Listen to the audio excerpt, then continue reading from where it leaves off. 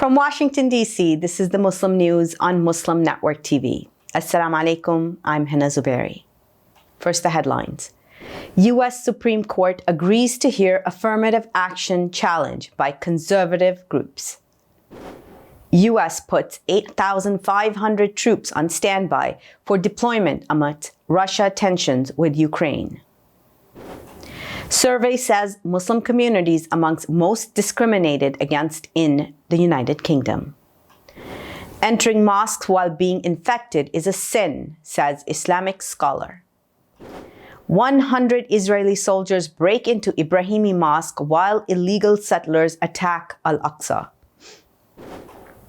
Highest-ranking American Muslim soldier is a TikTok sensation. And our top story tonight. The U.S. Supreme Court agreed on Monday to hear challenges to two college admissions policies that take into consideration an applicant's race. The practice known as affirmative action historically has been used to help minorities, particularly Black and Latino students, during college admissions processes. The High Court decided to hear challenges to policies at Harvard University and the University of North Carolina. They allege that affirmative action imperils the chances of Asian American applicants. The Supreme Court has decided to hear the challenges jointly. Both were brought by a conservative anti-affirmative action group known as Students for Fair Admissions. Roughly 8,500 American troops have been put on heightened alert in the U.S. in case NATO activates its response force amid tensions in Ukraine, the Pentagon said on Monday. U.S. Department of Defense spokesman John Kirby said the troops are primarily ground forces. They bring a host of capabilities including logistics, medical, aviation, intelligence, surveillance, and reconnaissance, as well as transportation. Tensions are growing in Eastern Europe as the West and NATO accuse Russia for preparing for an invasion of Ukraine. Russia has allegedly amassed more than 120,000 troops on its border with the former Soviet Republic, according to American sources. Ukraine, however, maintains that there is no unusual activity at the Russian border. A special in-depth analysis segment on Ukraine-Russia escalation is coming up later tonight in our show. Keep watching Muslim News. As the trials of J. Alexander King, Thomas Lane, and Tu Thao opened, prosecutors said that none of the three intervened to prevent the murder of George Floyd in May 2020. The three Minneapolis police officers are charged with depriving Floyd of his civil rights and failing to provide or access any medical intervention as he was murdered by Derek Chauvin. Chauvin is the former Minneapolis police officer convicted of murder and manslaughter for Floyd's death. King and Thao are also charged with failing to stop Chauvin from kneeling on Floyd's neck for 9 minutes. The Associated Press reports attorneys for the Floyd's family said bystander footage from the day of the murder shows that the officers directly contributed to Floyd's death. An Atlanta area district attorney investigating former President Donald Trump's efforts to overturn the 2020 election results in Georgia will be allowed to seat a special grand jury starting May 2nd. Fulton County District Attorney Fannie Willis made the request last week. It was approved on Monday. While the special grand jury does not have the authority to issue an indictment, it will allow Willis to seat a panel focused on gathering evidence in the investigation. She said she needs the grand jury to issue subpoenas to compel witnesses to testify and gather additional evidence before potentially bringing charges against Trump. Facing discrimination from other soldiers after his conversion to Islam and other challenges, Army Colonel Khalid Shabazz was ready to quit the military. But a Christian Army chaplain encouraged him to stay. Now he's a chaplain himself, preaching on TikTok with messages from the Quran and the Bible to roughly 43,000 followers. Shabazz is an exception on the social media platform, where about half of the content creators are under the age of 28, according to a report. Most TikTok users hadn't even been born when Shabazz joined the military 28 years ago. It is also a generation with few ties to military service. About 71% of young Americans between 17 and 24 are ineligible to serve due to health or other issues, according to a recent report. A bipartisan group of U.S. lawmakers on Monday urged top Democrats and Republicans in the House to swiftly bring legislation banning Congress from owning or trading stock to the floor. The call came in a letter to House Speaker Nancy Pelosi, a California Democrat, who has faced criticism for defending her husband's trades and existing rules. Minority Leader Kevin McCarthy, a California Republican, is reportedly considering enacting a ban on lawmakers trading if the GOP wins control of the chamber in November's midterms. The proposed laws are the Bans Conflicted Trading Act or the Trust in Congress Act. Bringing more news stories after the break. Stay tuned, and we'll be right back after these messages.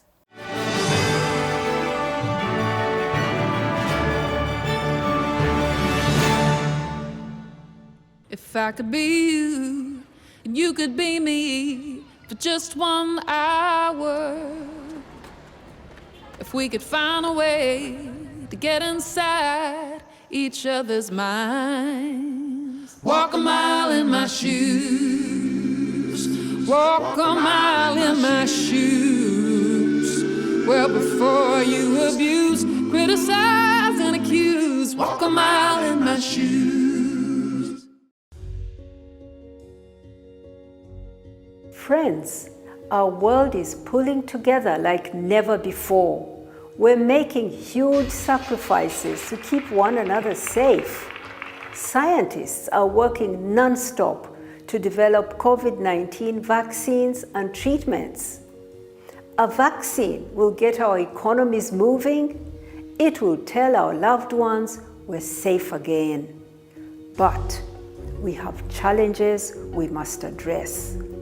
Right now, huge pharmaceutical companies are keeping the vaccine research a secret.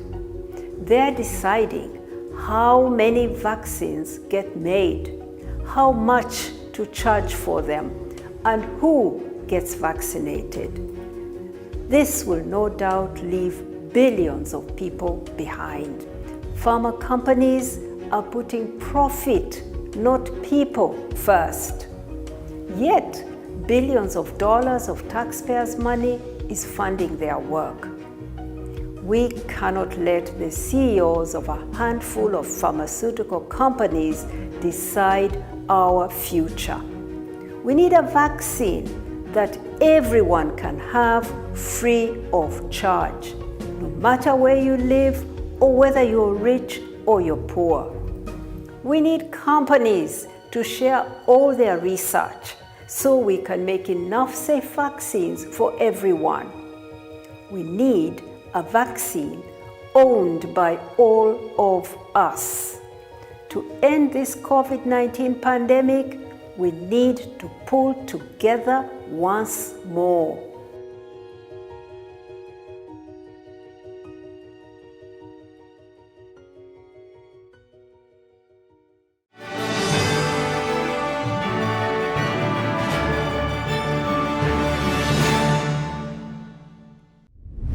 One of the most well-known mixed martial arts fighters in the world is coming to a Detroit suburb.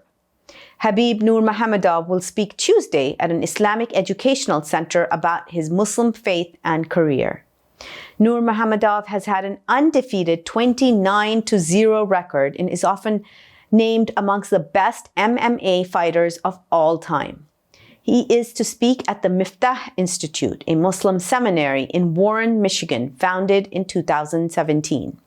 Attendees will be able to get to know KHABIB on a personal level from his childhood to his professional journey, events organizers said. Magomedov lives in Russia's Dagestan region. The Miftah Institute scholars hope that one of the most popular athletes in the Muslim world can inspire people to become better Muslims. U.S. forces stationed at a base near Abu Dhabi, capital of the United Arab Emirates, intercepted missiles fired by Yemen's Houthi rebels. The Houthi attack was the second in a week as a Saudi-led coalition, of which UAE is a part, ramps up its military campaign against the rebel group. U.S. forces stationed at the Al-Dhafra Air Base engaged 2 inbound missile threats with multiple Patriot interceptors. Central Command spokesman Captain Bill Urban said that the combined efforts successfully prevented both missiles from impacting the base. There were no U.S. casualties. There are roughly 2,000 U.S. service members at Al-Dhafra. The Central Council of Muslims in Germany is condemning an attack with assault rifles targeting a mosque in Saxony-Anhalt province. The group said anti-Muslim hatred and racism are just not in words, as far-right terror attacks against Muslims in the country are on the rise. 2 people heard shots near the Islamic Cultural Center in Hull, Anadolu agency reported on Monday. Police discovered 3 bullets on the ground.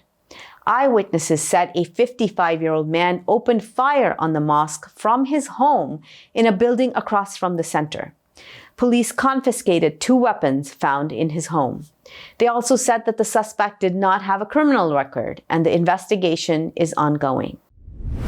About 100 Israeli soldiers broke into the IBRAHIMI mosque in the southern West Bank city of Hebron on Monday, Palestinian news agency Wafa reported. The Ministry of Endowments and Islamic Affairs criticized the military intrusion into the site, calling it a serious indication of Israeli occupation. Authorities' intention to impose total control over the site and turn it into a synagogue. In Ramadan 1994, American-Israeli settler Baruch Goldstein broke into the Ibrahimi Mosque and opened fire at the Palestinian Muslim worshippers, killing 29. 4 Palestinians were killed that same day in clashes that broke out around the mosque in response to the massacre. In related news, dozens of Jewish settlers defiled the Al-Aqsa Mosque compound Sunday morning under tight Israeli police protection. Prominent Islamic scholar Khalid Abu Moza said entering mosques when infected with COVID-19 is a sin. He stressed the need to adhere to the necessary procedures when entering the masjid to limit the spread of the virus. Speaking to Qatar TV, the preacher and Islamic educational lecturer urged those who are ill to pray at home for the safety of others, as whoever enters the mosque while infected is considered a sinner. Qatar's Ministry of Endowments, Awqaf, and Islamic Affairs has put several precautionary measures in place for mosque-goers to ensure the safety of worshippers. Mali has called upon Denmark to immediately withdraw its roughly 100 special forces troops deployed in the country. Leaders of the West African nations say they were not consulted, and Denmark failed to follow protocol. The state TV on Monday said that this deployment was undertaken without consent. A spokesperson for Mali's military earlier said that Russian soldiers have deployed in Mali to train Malian forces. The Russians are based in an area vacated by the former colonial power, France. British Muslims are amongst the most discriminated against communities in the United Kingdom, according to a new report published on Monday. The analysis was done by the University of Birmingham and the firm YouGov. The report found that Britons are more likely to hold discriminatory and negative views on Islam than on any other religion, Anadolu news agency reports. A significant minority of the population holds incorrect and conspiratorial views on the British Muslim community.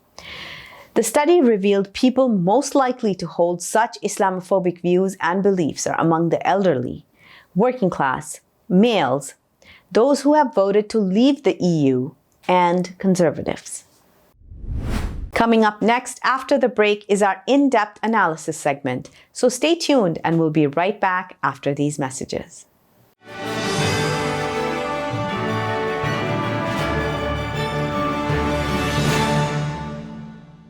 If I could be you, and you could be me for just 1 hour, if we could find a way to get inside each other's minds. Walk a mile in my shoes, walk a mile in my shoes. Well, before you abuse, criticize and accuse, walk a mile in my shoes. Despite the development of a COVID-19 vaccine, millions around the world will not have access. We need a vaccine that's free and available to everyone, everywhere. It's time for a people's vaccine. I am what hunger looks like in America. I am an 8-year-old girl who's not excited for the last day of school. Because this may be the last time I'll have lunch. Till September. I am a single father of 2 who works 3 part-time jobs, and that's still not enough to put food on the table. I was created by artificial intelligence from faces of the 1 in 8 Americans who struggle with hunger. Feeding America, 200 food banks strong.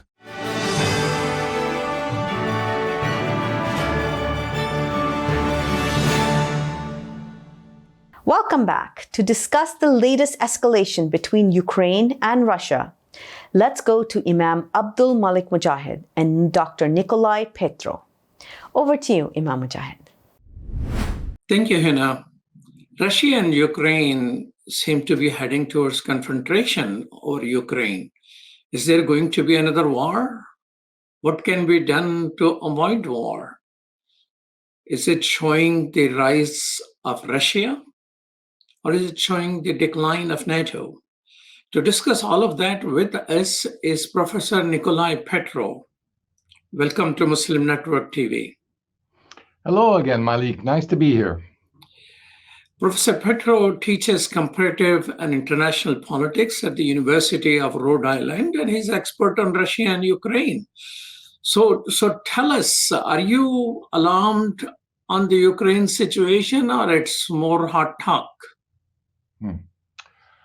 I am alarmed at the alarmist tone taken by the United States, and I am concerned at the impact that this is having within Ukraine, which is conversely trying to dampen down this rhetoric and to suggest to its citizens that there is no real threat. So for our audience, give us Ukraine 101. If Ukraine is trying to play down and other people are the one who are jumping over the fence. So what happened, actually? How did we get to this situation? In November, the news site BuzzFeed was leaked information by U.S. intelligence sources that said that there were about 100,000 troops Russian troops massing on the Ukrainian border. U.S. intelligence then officially corrected that in other sources in early December, saying that it was more like 70,000, which is not that different, although most news agencies did not mention this. It's not much different from the 65,000 that are normally stationed in these military districts adjacent to Ukraine. Then again, at the end of December, intelligence sources leaked to the Washington Post, adding another extra 100,000 troops. Where are these 100,000 troops to be coming from? Not clear, but they could eventually be made to appear at the border, was the argument. The problem here is that meanwhile, the Ukrainian Minister of Defense, the head of the National Security and Defense Council of Ukraine, the head of the Ukrainian Border Patrol, and the president of Ukraine have all said that they see no extraordinary activities on the Russian side of the border. They say that, well, they're always under threat. They say, just as they have been for the past 8 years, but nothing extraordinary. So why does the US see a threat when Ukrainian officials do not? And I think that's the interesting question. Well, since you have come up with an interesting question, what is your interesting answer? I think the United States is playing a game for larger stakes. The stakes were heightened by Russia when it said we're not happy with the status quo of NATO expanding contrary to its unofficial obligations made in the 1990s to Soviet leaders, expanding eastward and continuing to do so indefinitely. So that is the stake for the United States. But what I'm afraid of is that they've lost sight of the consequences in this game with Russia for what is happening inside Ukraine, which could result in a serious backlash. Let me explain. The problem is that US rhetoric today is actually destabilizing Ukraine.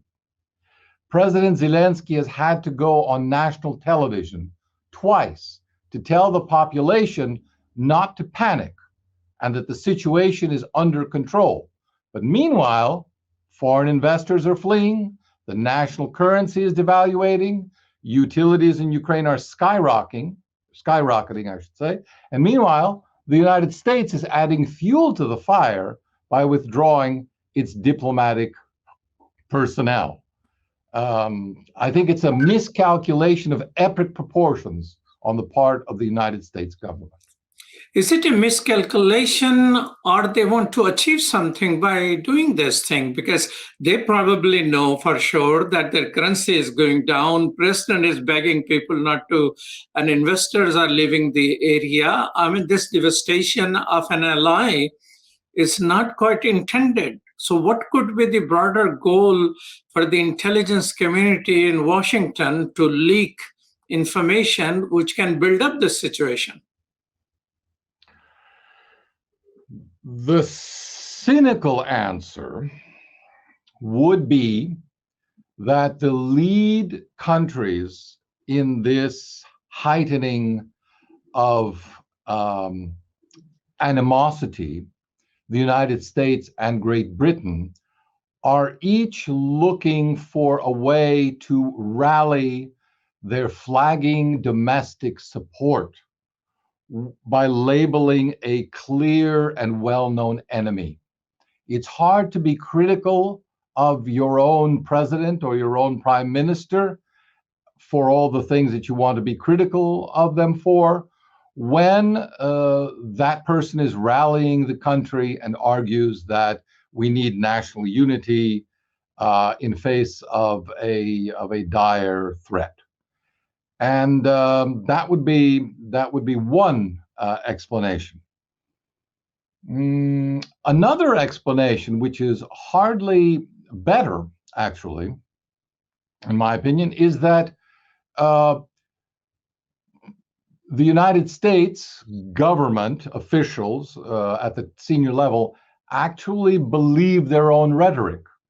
And the situation now, with all of the leaks and the insinuations from various American intelligence agencies to the media, which then repeat the same accusation and are then cited by politicians as independent sources when that information was leaked to them by the government itself, they simply believe what they read. I'm reminded of 19th century Austrian publicist Erich Krauss's famous statement about how do wars begin? He said, well, wars begin when politicians lie to the press and then believe what they read in the newspapers. The only difference here is that we have an added component of intelligence services, which are leaking information to the press and then citing the press as confirmation of what they themselves leaked. So this is going back to the Saddam Hussein had weapons of mass destruction type of thing, right? It certainly is something that bears a resemblance. These are not unusual incidents, but perhaps more properly seen as consistent patterns. Tell us this. So miscalculation, lying to people, trying to cover up the domestic problems with the Prime Minister of UK has partying while telling everybody not to party. And the Biden is not doing so well. So, but what about there is a right calculation? I mean, Russia is in places in Mali and West Africa where there used to be only French colonial powers trying to do whatever they do, fighting imaginary challenges. Russia has done its job in Syria by essentially making America irrelevant in that very long and devastating civil war. And now Russia and China with Iran are doing naval exercises. And America, ignoring Pakistan, is getting closer and closer to Russia and China, who they were already had good relationship with. So what about their thinking of Russia is getting to many, many more spaces around the world? So let's stop them or challenge them prematurely on Ukraine so we come out and looking good. Only if Russia backs down. And I don't see that happening. The investment, let me put it this way. What Ukraine means to Russia is comparable perhaps to what Canada means for the United States. It is an area of vital security interests. And therefore, if I were to estimate the resources that Russia would be willing to invest compared to the resources that the United States has already declared it will not invest in the defense of Ukraine, I would say the mismatch there is tremendous and greatly favors a Russian outcome, which is why in the broader scheme of things, the calculation of that the United States should really be thinking about is how much do we want to alienate Russia when it is such a crucial ally for the United States in what is likely to be the defining competition in the latter half of this century, which is over global leadership between the United States and China. So do you think China and Russia have less potential of collaborating that America can sort of isolate Russia from China, who happen to have the similar communist background? I think Russia and China are have potential for cooperation as well as potential for conflict. But America's policy is a foolish and unwise policy because they seem to be doing everything to push Russia and China into a closer alliance. Why the United States government would be doing that when every notable foreign policy analyst of the past 2 generations has warned against this is beyond me. Well, thank you so much, Professor Nicolai Petro, for your wisdom. Thank you. Thank you. Back to you, Hena. Thank you so much, Imam Mujahid. That was Dr. Nicolai Petro on the Ukraine crisis. That's all from our Washington studios tonight. Thank you for tuning in. You can find previous episodes and more on our YouTube and Facebook. For more content, keep watching Muslim Network TV or visit muslimnetwork.tv. Assalamu alaikum and good night.